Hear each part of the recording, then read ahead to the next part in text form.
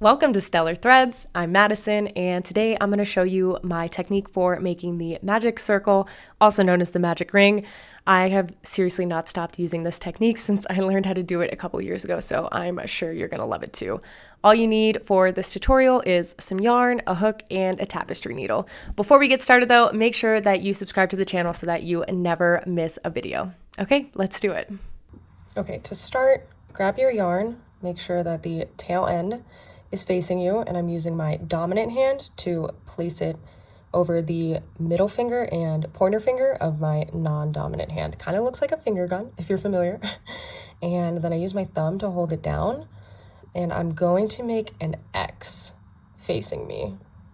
So it should look like this, and then I'm going to twist, and I'll have two lines, two strands on the top. And now I'm using my ring finger to hold this strand in place.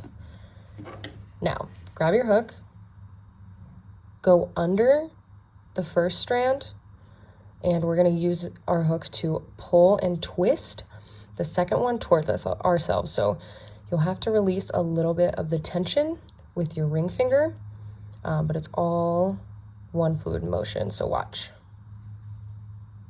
And then you'll get this kind of V-looking shape. And now I'm still using my ring finger, and I'm gonna roll this piece of yarn up just ever so slightly so I can yarn over with it, go under, and just pull through that loop we created. And now you can untangle yourself. Oops, I'm gonna grab it and pull my fingers out.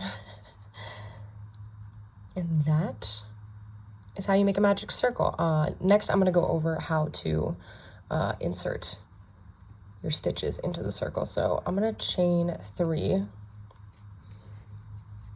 Let's pretend this is a granny square. So I chained 2 more because I count that first stitch that we made as the first chain.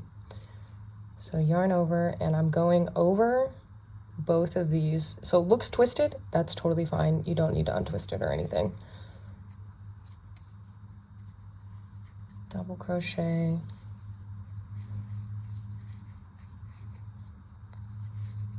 chain 2, we'll do another cluster of 3,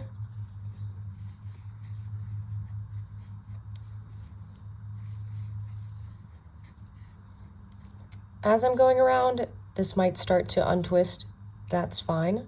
I'm just gonna pull it closed a little bit more to make it easier to work with. So chain 2.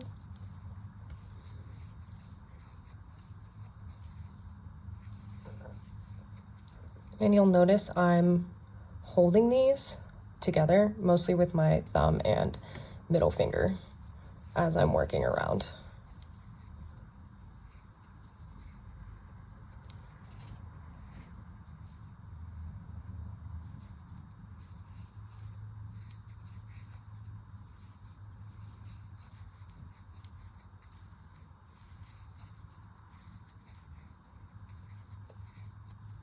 And before I slip stitch, this chain 2 to the top of the starting chain, here is where I can pull on this to close it up. So I'm holding the project with my right hand just to keep it steady.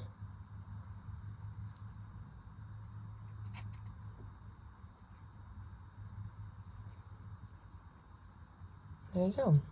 Now I'm going to slip stitch, and I can keep going, but I'm just going to cut this off and flip it so you can see what the backside looks like.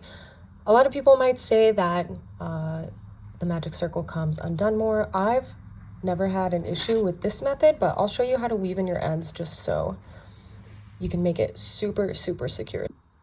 Okay, so you'll need a tapestry needle. Make sure that your project is flipped to the wrong side, and then pull it as tight as you can. Nothing crazy, but you know, you want it to be secure. And I'm just gonna go under this group of stitches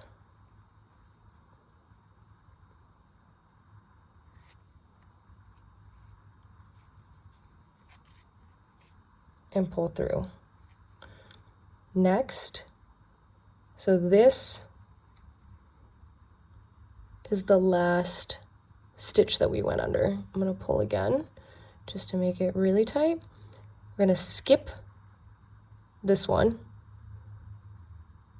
and instead go under the one right after it and come back around. And we're going under the post of this stitch essentially. And oops, just twist this.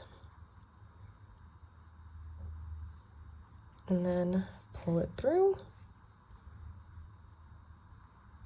And that'll make it nice and secure. And you can go ahead and cut it now. I've been doing this for years now, and I've never had one come undone. So highly, highly recommend sewing your ends in that way if you're worried about it.